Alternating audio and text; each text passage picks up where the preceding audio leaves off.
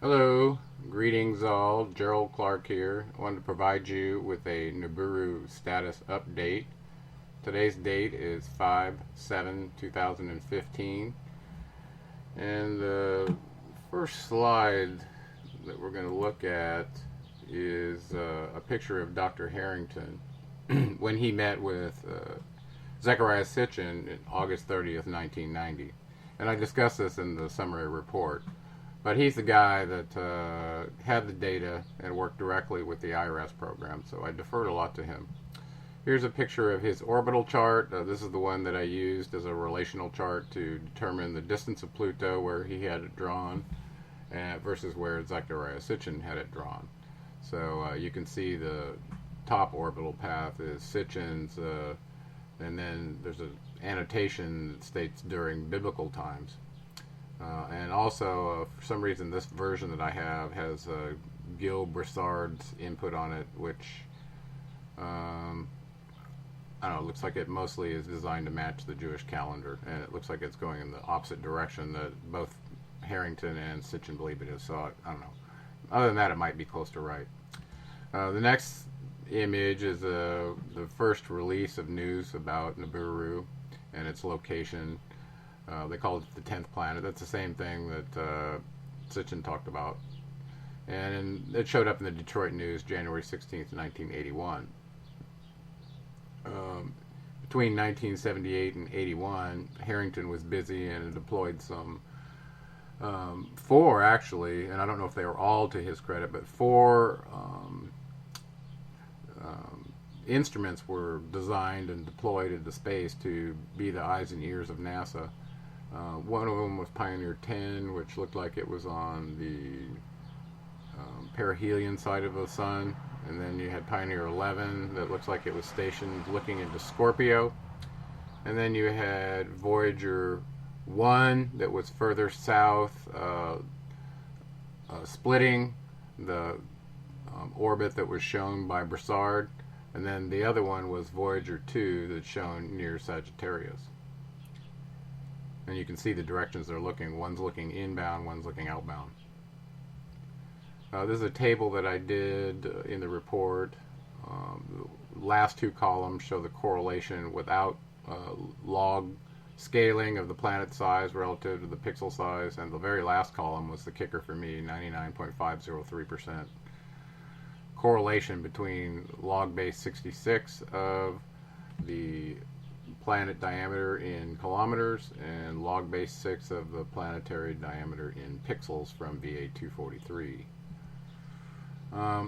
This is a chart that did not show up in the report. I sent it to James after the radio show because it was quite interesting working backwards and playing this what if game. So I assumed Nibiru arrived in 2015, then looked backwards to see how it correlated with events from what we know in the Sumerian past, the last ice age, and when Thoth says he built the pyramids 36,000 years ago. So I thought that was interesting correlation. Well, you can see in 1585 there was a large volcanic eruption. I think it was Santorini down near Italy that blew its top. And also this was the time when apparently there was nuclear assaults going on in Mesopotamia, where Ninurta nuked the spaceport at Sapar and caused an evil wind, according to their records, to envelop Mesopotamia, sparing only Babylon.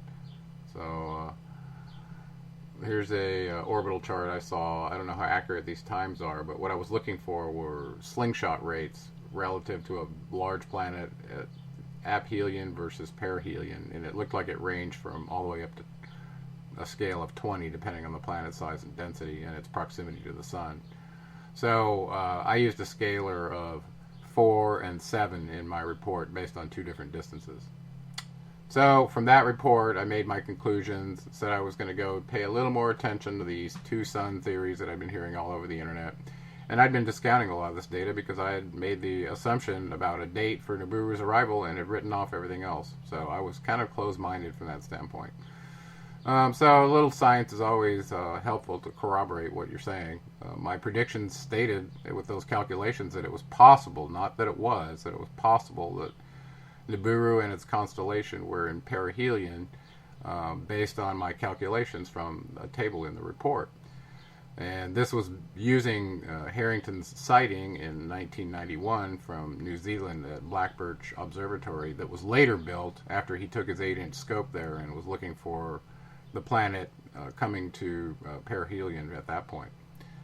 So this next slide is a picture or series of pictures that were taken on sunrise on 5/7/15, starting at about 6:30 in the morning, 6:29. So the first diagram that I tried to get on a video that didn't seem to screen capture correctly, and I noticed people online had the same problem, is I opened Stellarium and wanted to eliminate any close planets that could be seen relative to the proximity to the sun where we saw them.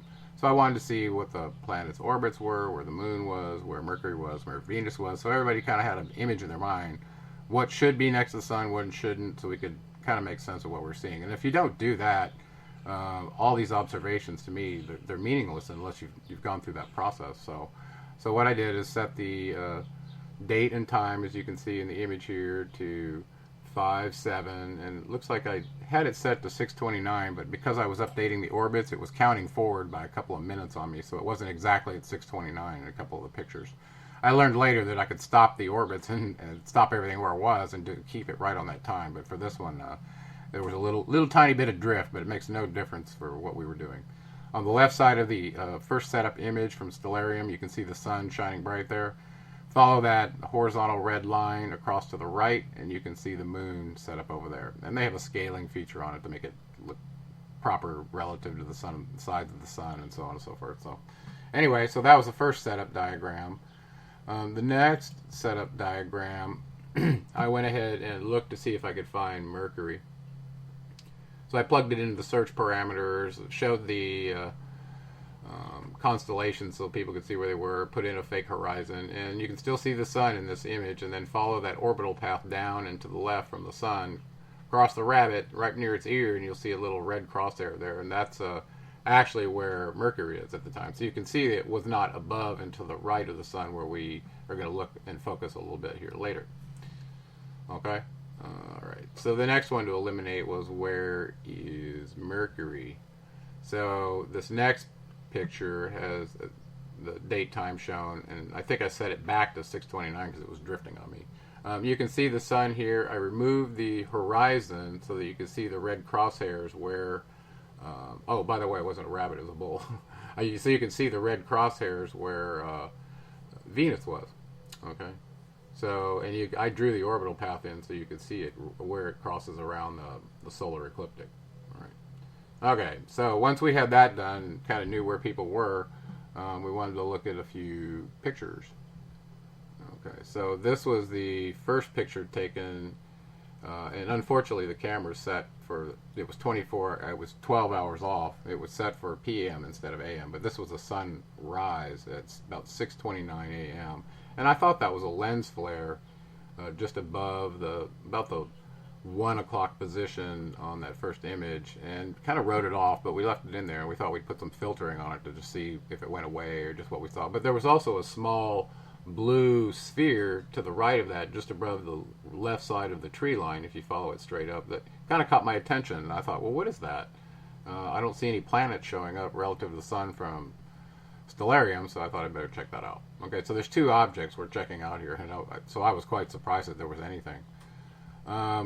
We added a night vision filter to it so that you could see both objects still show up. The dark band across the other object now looks very clearly like a spherical object with a dark core running through the middle of it, like a planet. So here's another image of it in inverse, and the outlines of the spherical object at 1 o'clock show up very, very well. And then the small object kind of shows up as just a blob, but at exactly the same location. Okay. And there's one taken with a thermal filter that, I don't know, it showed it off a little bit, but it still I couldn't definitively declare whether that was a sunspot or a solar flare or a camera lens flare, just what that was. Okay, so here, again, it's just a little bit later. And we focused in on the second object at the 1 o'clock position instead of the one near the sun, because once it came up and got brighter, you couldn't see it anymore. You can still see a vague outline of it, not as well. There's with a night vision filter on it. You can see it clearly, that orb sitting there.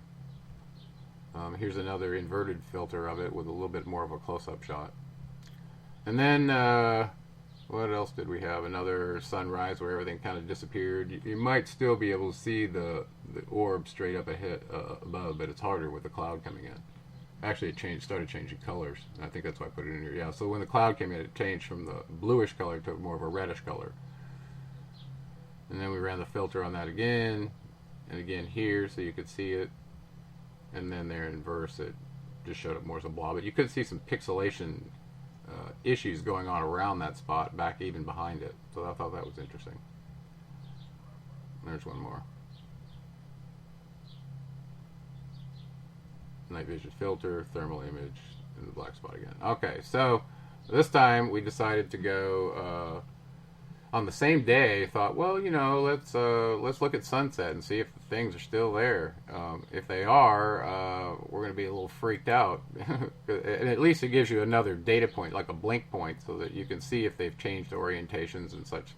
So the first picture was taken about 6:44 p.m. From the same location, just looking, of course, west instead of east. And let's just progress through these a little bit. That one, we couldn't really tell much until we got and played some filtering games with it, so it wasn't as definitive as the morning, at least for a while. Okay, this one showed up the same circular dot at the 12 o'clock position, straight up above the outline of the thermal image. It also shows up here, directly above the trees, more of just an illuminated orb that's very faint. You have to look for it, but you can see it. There you can see it clearly. If you go back and forth between the previous one and this one, that you can see that. Okay, so then this one looks like it was a little farther along towards sunset. And on this one, if you look closely, directly at the 12 o'clock position now, there's a pretty large sphere that you're starting to see the outline of. And we added a little bit of filtering to make it a little clearer. There you can see it start to show up there, illuminated more on the right side than it is the left. And this one makes it even more definitive. You can see it there. This one, the dual tone, I thought really brought it into view. And there was another view of it just a little bit later that really started illuminating here. And I think I played some contrast games here with luminance and contrast to see if I could get it to show up a little better. Yeah, there, this picture actually, to me, this one is probably one of the best pictures. So it really shows up the outline of the planet there above it. And if you look close, I don't know if you can still see the other orb or not. Okay. Oh, here you can. Okay, in this next picture. So let's look at a few more of those. Okay. And this last picture is a dual tone of that one, and you can see if you look right at the 12 o'clock position, there's some disturbance going on there that is quite interesting. So I want to close this quick update with you to tell you that not only did I look at other people's pictures that were quite convincing, from Antarctic, from New Zealand, Mawson Station as well.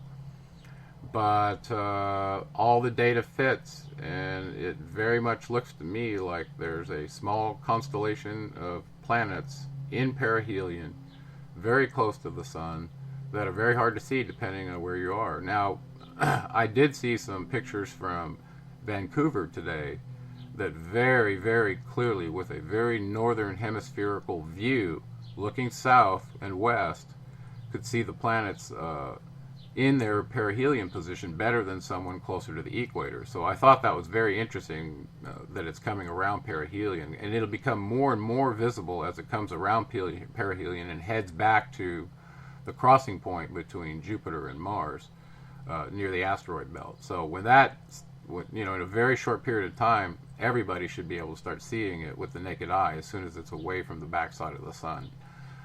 So that'll be very telling, but it's coming, and the planet is right where we calculated it to be.